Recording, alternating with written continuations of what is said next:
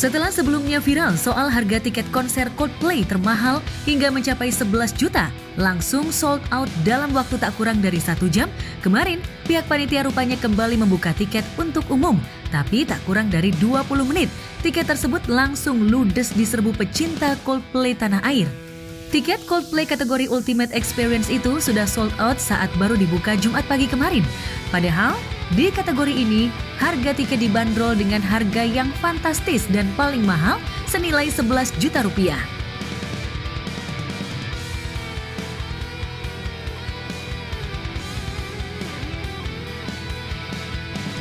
Berbagai unggahan bahkan sudah menjelaskan status kategori My Universe yang dijual kemarin bahkan sudah full book.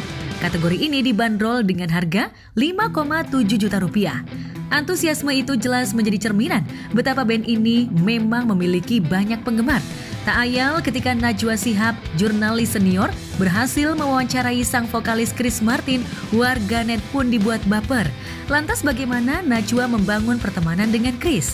Tapi yang jelas seneng gitu, karena aku ngefans Coldplay itu udah lama banget, tahu lagu-lagu Coldplay juga udah lama, dan kesempatan untuk berbincang langsung sama Chris Martin itu ya kesempatan yang langka gitu. Dan memang dari dulu sih memang kayaknya tahu orangnya kayaknya baik, hangat, dan terbukti dari wawancara pendek itu tuh aku ngerasa dia hangat banget, humble gitu ya. Dan apa ya, aku masih kayak Star Trek aja sih, aku merasa wibawaku hilang abis pas wawancara itu. Bener-bener fangirling banget. Gua kemungkinan besar akan beli dari calo. Kenapa ya, Mas? Iya, kasih calo margin lah. Menciptakan lapangan pekerjaan yang buat si calo itu. No. Enggak, karena kalau gua sebenarnya waktu gua itu nggak pernah bisa ditebak. Kadang-kadang gua ada di sini, kadang-kadang gua di Jerman, kadang-kadang gua sibuk dan tiba-tiba lagi Coldplay lagi nyanyi ternyata gue nge-MC wedding gitu. Jadi gue nggak pernah, jarang banget gue mempersiapkan waktu untuk beli tiket dan komit ke satu tanggal, karena ketika itu misalnya gue udah beli tiketnya tiba-tiba gue dapet job, wah nyesel kan gue kan. Jadi ya udah, nanti gue belinya pas lagi di hari H aja. War, ini mau beli buat keluarga nih. Dikasih tahu bahwa coldplayjakarta.com waiting room is full. Dan there are more than 500,000 users waiting in front of you. Sementara kapasitasnya kita tahu cuma 80.000. Jadi ini di depan kita ada 500.000 orang. Mudah-mudahan mereka mau menambah 1 hari lagi untuk konser di Jakarta dan di para pecinta Coldplay, mohon kesabarannya.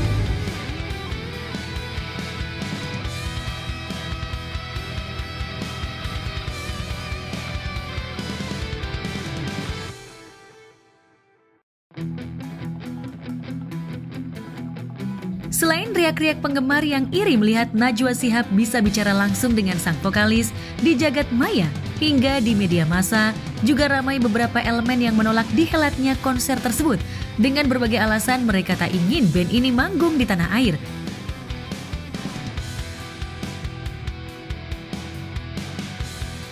Tapi suara berbeda justru disuarakan mantan musisi yang kini telah hijrah, yakni Ustadz Dery Sulaiman.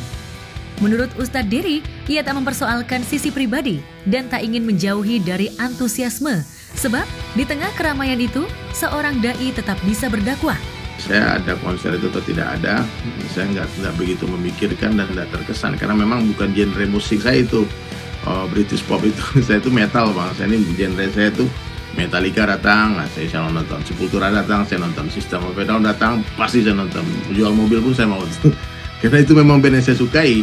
Tapi kalau seandainya band pop seperti Coldplay, ya, bukan saya tidak suka dengan musiknya, cuma itu bukan Dery Sulaiman gitu. Jadi bagi saya Coldplay datang atau tidak masalah. Nah, jadi kalaupun saya bisa datang ke sana pasti bukan untuk menikmati konser itu, tapi untuk berdakwah kepada teman-teman yang ada di sana. Minimal mereka lihat saya dia ingat Allah gitu aja. Ya, saya nggak mungkin bicara juga orang noise di tempat konser itu kan, tapi beberapa kali kita datang ke tempat konser ada aja 1-2 orang yang datang kemudian dia curhat, dia mau taubat kepada Allah. Seperti yang saya sampaikan kemarin itu, cahaya itu tidak mungkin takut dengan kegelapan. Yang ada cahaya akan berjalan ke tempat-tempat gelap dan menerangi tempat itu. Jadi dakwah itu cahaya. Jadi kita nggak takut. Ya, dai itu seperti belut, dia meskipun main di lumpur badannya nggak akan kena lumpur. gitu Bang. Jadi saya tidak khawatir dengan konser, meskipun konser kemarin Slipknot ya, dengan ada band-band black metal yang siram-siram darah ke penonton dan sebagainya itu.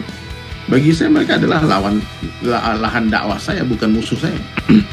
Ya, orang yang tidak sama dengan saya dalam pandangan saya itu Bang adalah lahan dakwah yang harus kita rangkul, bukan dipukul. Ya, harus disayang-sayang. Ya, mudah-mudahan yang mereka seperti Sayyidina Abu Sufyan radhiyallahu anhu, mungkin awalnya dia menentang Islam, nggak suka dengan Islam, tapi gara-gara melihat akhlak kita, dakwah kita, dia terkesan, akhirnya dapat hidayah. Gitu Bang.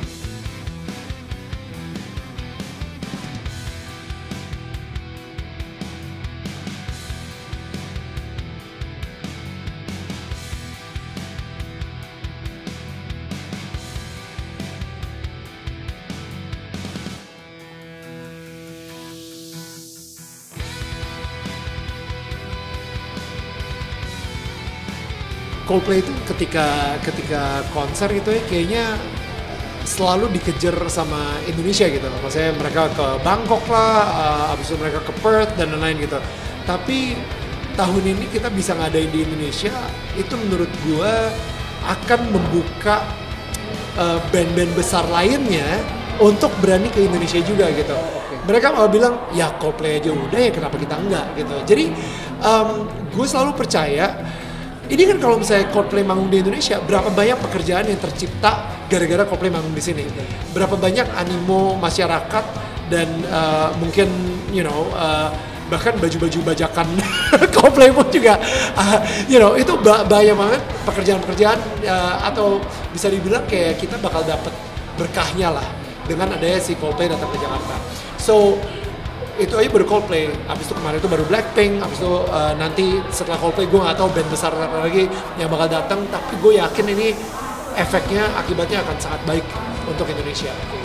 Tahu beritanya Coldplay datang di Indonesia, senang banget sih, karena itu kan band yang paling susah untuk didatangkan di Indonesia. Karena kan Coldplay juga kebetulan deket sama kita ya, maksudnya di usia kita kan lagu-lagunya juga familiar, terus penyanyinya juga keren, dan kalau di luar tuh kayak kemarin tuh panggungnya juga luar biasa banget, terus ambience-nya juga pokoknya dapet banget lah, karena aku sebenarnya bukan tipe penonton konser sebenarnya. Jadi sebenarnya kalau bisa dibilang nonton konser pertama kali itu aku waktu itu di Paris itu Coldplay itu juga diajakin temen gitu, dan terus diajakin Coldplay, jadi kita tahu lagu-lagunya dan di zaman kita banget lah, makanya mau dan sempet denger gaung-gaungnya waktu di Australia, di mana-mana segala macam tuh keren banget ya, akhirnya aku pengen nonton. Itu tuh, gue kaget karena ada simpang siur berita, ternyata vokalisnya ya begitu ya. Gue mendengar itu, jadi ya mudah-mudahan aja berita yang simpang siur ini nggak sampai ke personal karena takut mereka ngambek. Kita harus memahami Indonesia ini bukan hanya orang Islam saja. Di Indonesia ini ada non-Muslim juga, ya. Tidak semua orang memiliki sudut pandang yang sama dengan kita. Jadi untuk menyikapi sebuah perbedaan itu mesti dengan penuh adab ya.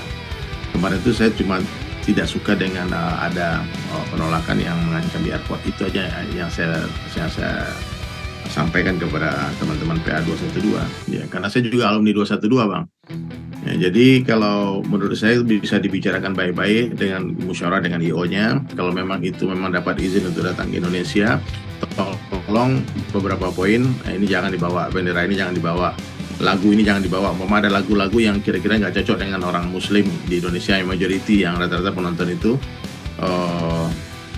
yang ikut bernyanyi dan mereka nggak tahu sebetulnya makna lagu itu. Ya kalau memang ada kesepakatan itu, bagi saya nggak ada masalah mereka ke sini. Gitu. Maksudnya, insya Allah kan aman-aman aja mereka di sini.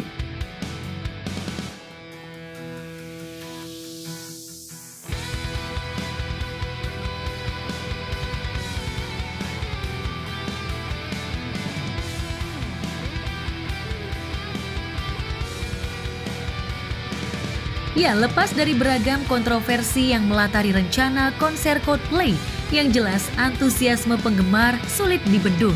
Lantas akankah Najwa Shihab kelak mendapatkan tempat paling dekat dan bisa mewawancara langsung sang vokalis saat tiba di tanah air? Just the last questions. If you're not the frontman of the biggest and coolest band in this planet, if you're not this global superstar, what would you be? The truth is, Najwa, I think I would probably be playing music in like a hotel lobby, I think I would still be trying. Great. This has been really fun. Thank you for Me this too. chat. And can you please tell Johnny Guy, Will and Phil that I said hi, and I'm really hoping to meet you all in person. I hope so too, Najwa. Okay. Jadi kita memang dihubungin waktu itu, dibilang bahwa akan ada kesempatan untuk wawancara. Terus habis itu kita juga diminta untuk kirim semacam deck memperkenalkan siapa itu aku dan apa itu Mata Najwa, dan kemudian dapat kabar bahwa memang ya Mata Najwa yang dapat kesempatan, satu-satunya media dari Indonesia yang dapat kesempatan untuk wawancara Chris Martin untuk dengar gimana prosesnya mempersiapkan dan juga rencana konser ke Jakarta.